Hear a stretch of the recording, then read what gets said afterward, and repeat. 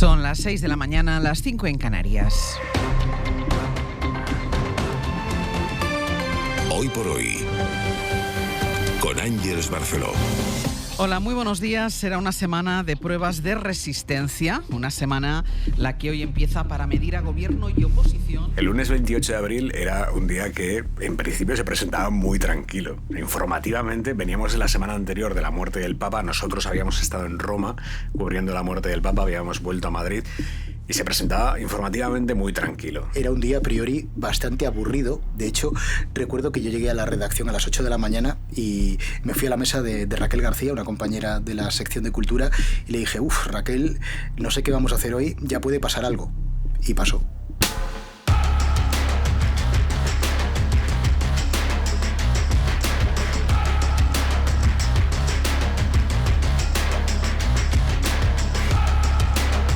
El momento en el que me ha cogido el apagón estaba justo en el hospital.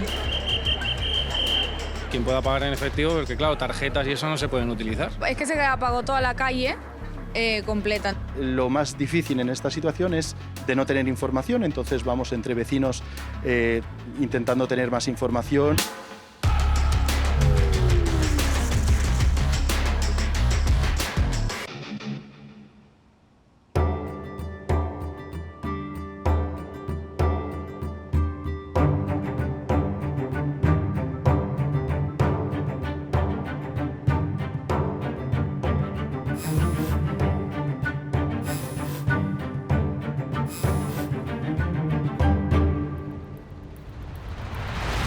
A mí me pilló en mitad de una reunión por Teams y claro, como estaba con gente de la casa, todos tuvimos la sensación de ¡uy, se me ha ido la luz! ¿Estáis ahí? Sí, sí, sí. Estábamos trabajando tranquilamente como un día cualquiera, con la actualización de web y de repente se fueron todas las pantallas a negro.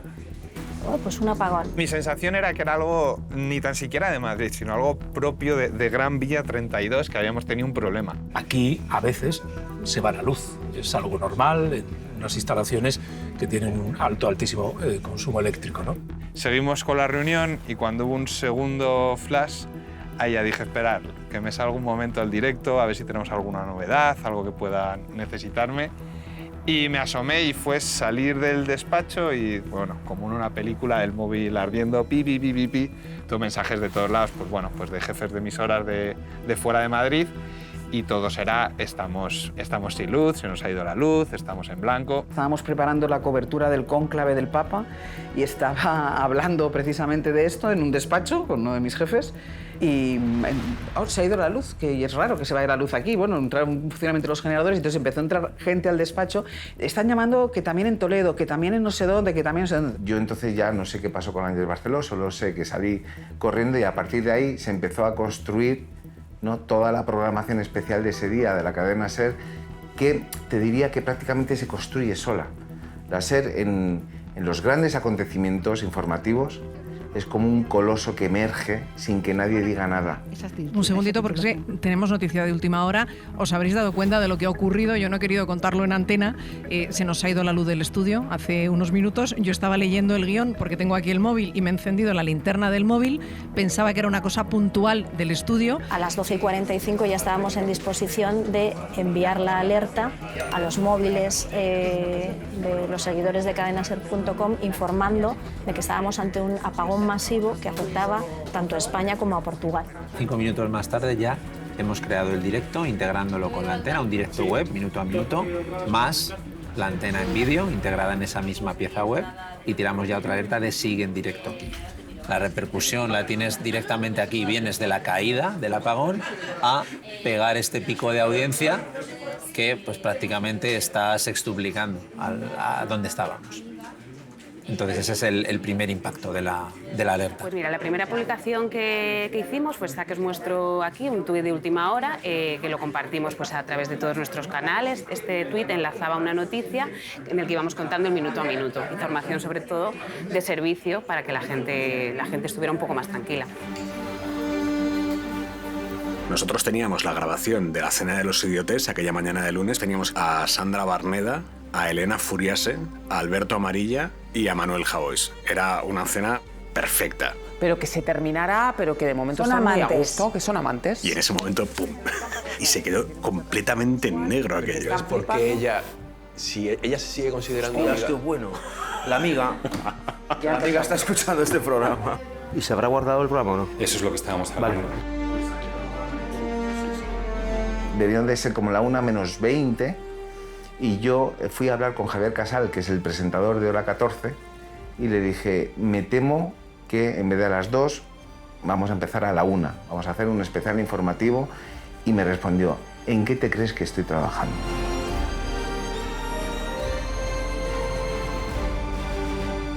Se toma la decisión de cortar la antena, irnos a hacer un programa especial, pero con el conocimiento escaso o mínimo de lo que estaba ocurriendo. Sabíamos que había un apagón coincidente en muchas capitales, pero realmente no sabíamos ni las causas ni lo que estaba pasando. Queremos saber qué está ocurriendo, así que a partir de la 1, edición especial de los servicios informativos de la cadena SER. Luis Lloredo, profesor de Filosofía del Derecho en la Universidad Autónoma. Muchísimas gracias. Bajé a la Gran Vía y en la Gran Vía tomé conciencia de que no podía entrar en contacto con nadie, porque el teléfono no funcionaba y los datos apenas me dejaban escribir WhatsApp. Y recordé que teníamos en la radio casi del siglo XX unas mochilas, les llamamos así, que son unas pequeñas unidades móviles que conectan de antena a antena, sin necesidad de pasar por la red de telefonía.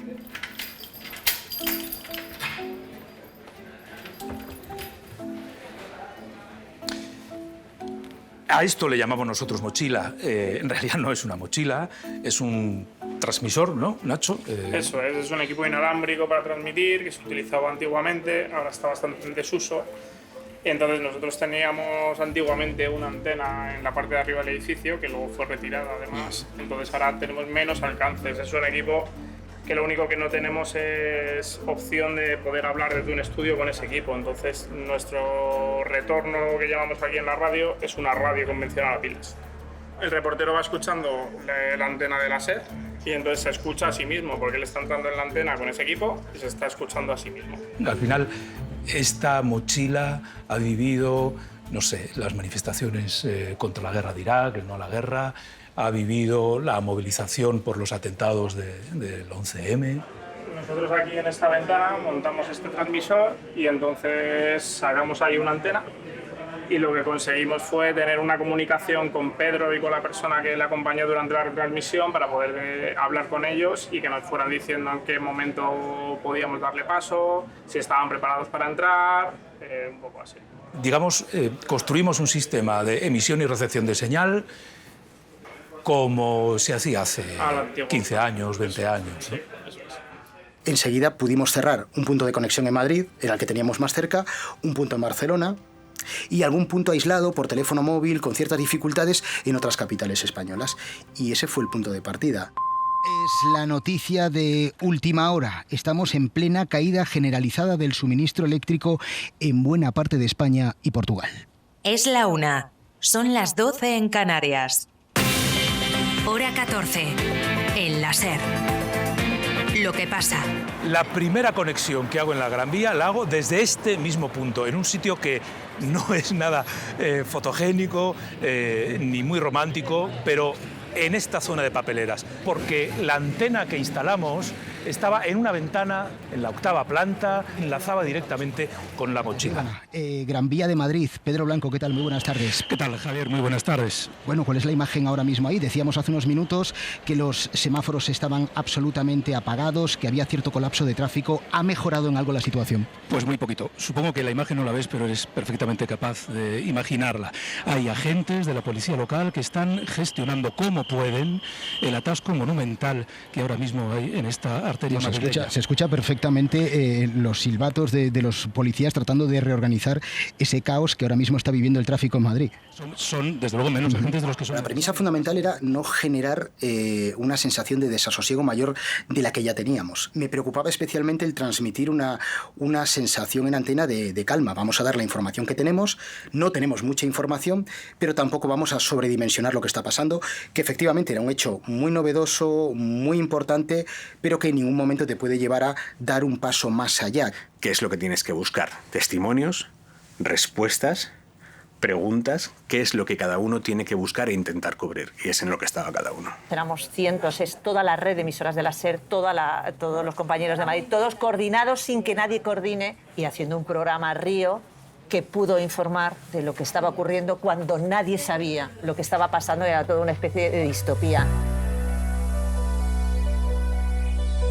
Como trabajo en una unidad de cuidados intensivos, nos preocupamos por si había algún aparato que hubiera dejado de funcionar y funcionaba todo y bueno, pues seguimos trabajando. Para enterarnos de qué estaba ocurriendo, encontramos una radio en el hospital y un radiocassette que antes lo utilizábamos para poner música mientras trabajábamos, pues ahí pudimos sintonizar. A mí la radio ese día pues me aportó tranquilidad, sentimiento de conexión con otras personas y me acercó un poco a mantener esa vida diaria, el oír las voces que estás acostumbrado a oír habitualmente. A esta hora vamos a arrancar recopilando los datos que tenemos sobre la mesa y empezamos por una última hora. El gobierno, Ana Fernández Vila, confirma que se va a reunir el Consejo de Seguridad Nacional. Buenas tardes. Sí, ¿qué tal? Buenas tardes. Otra cosa no, pero gestión de crisis informativas, eso en una redacción como esta ya tenemos muchos tiros pegados y ahí cada uno estaba haciendo exactamente lo que tenía que hacer.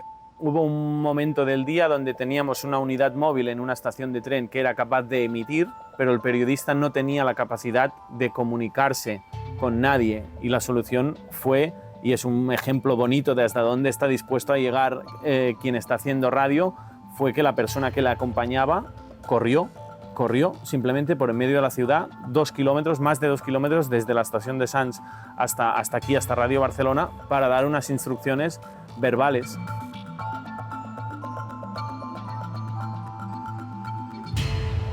Cuando pasa algo así, la gente acude. La gente viene, aunque esté fuera de turno, aunque no le toque. Ahí es cuando todo el mundo se vuelca y todo el mundo intenta dar lo mejor de sí para que el oyente de la SER tenga lo que está buscando, que es respuestas y acompañamiento. El día, o sea, yo me tendría que haber ido a casa porque yo entro a trabajar muy pronto por la mañana, de madrugada, pero me quedé ante el miedo de quedarme incomunicada en mi casa. Mucha gente optó por quedarse para dar apoyo en esos momentos y otra gente apareció por si necesitábamos ayuda. Además, date cuenta que los que estaban fuera no podían llamar, no podían comunicarse, entonces optaron por presentarse. Nos cambiábamos mi chico y yo de piso aquí en Madrid, entonces el lunes era el primer día que teníamos libre en el trabajo, los dos trabajamos aquí en la radio. Al ser conscientes de la magnitud del apagón, también entendíamos que éramos muy necesarios aquí. Entonces dijimos, vamos a dejar el coche donde podamos, aunque esté cargado de trastos, y vamos a la radio, porque es lo que hay que hacer y es lo que toca en un día así. Todos los del matinal, o sea, desde el que entra a las 12 de la noche hasta yo que entro a las 4, fueron viniendo todos, porque claro, si no, no teníamos otra manera para preparar el programa del día siguiente, con lo cual nunca habíamos estado todo el equipo junto tanto rato, porque como siempre tenemos así horarios diferentes, y preparamos el programa aquí in situ. Bueno, empezamos a pensar un poco cómo resolver el tema de la comida, por ejemplo. La cafetería de la radio había cerrado y antes de cerrar habían dado a la gente de deportes todos los bollos de pan que ya tenían preparados para la comida.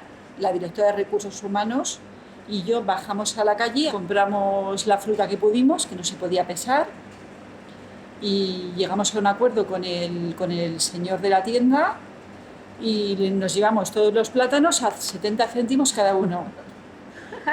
Dijo, no los puedo pesar, pues vamos, ya, pero los queremos, ¿qué hacemos? Pues ya está, llegamos a ese acuerdo.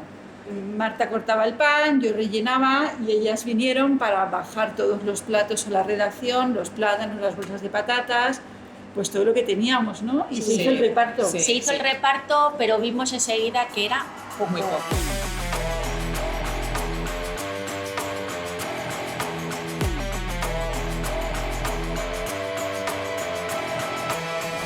Vivo a menos de 8 kilómetros y ni siquiera podía sacar el coche del garaje porque en mi garaje estaba absolutamente a oscuras y la puerta no funcionaba.